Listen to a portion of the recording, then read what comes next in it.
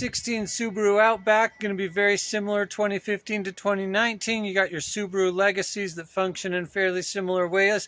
We're going to be changing out the cabin air filter on this one, accessing it through the glove box. You got to do, empty your glove box out. I didn't want to show you how messy mine was, so we got it cleaned up in advance. You're going to have the easiest time if you scoot this seat all the way back as far as you can. And then you're going to grab this limiter right here.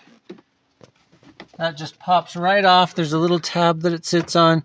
Push it off, goes off to the side. You're gonna not see that again. Then there's a couple of bumps in here.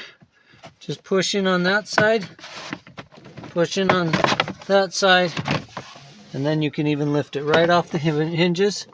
When we zoom back in under there, that is going to be our cabin air filter cover. All right, so we got these tabs here. Looks like we're just going to squeeze on those. And looks like if you do two of a side at a time, that's easiest. Got this cover, comes right off. There is your filter. I'm going to work on it nice, slow and easy, because it is possible to get some gunk. You see I got some leaves that are trapped in there, all kinds of dirt. This is what it looks like if you go 70,000 miles without ever changing your cabin air filter. One thing as you're removing it, also watch for the direction of those arrows, because that's going to tell you what the direction of your airflow is.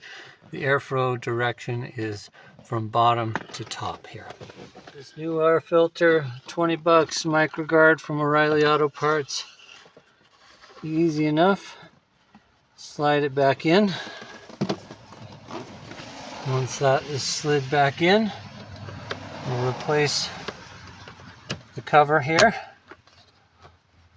back into its location. Next up, we're going to grab the glove box. Those just sit right back on the hinges. Slide it up into place, and you have replaced your car air filter. This car is going to smell so much better. It's going to be a lot neater, nicer, fresher, and hope you can learn something and enjoyed watching this change. Thanks.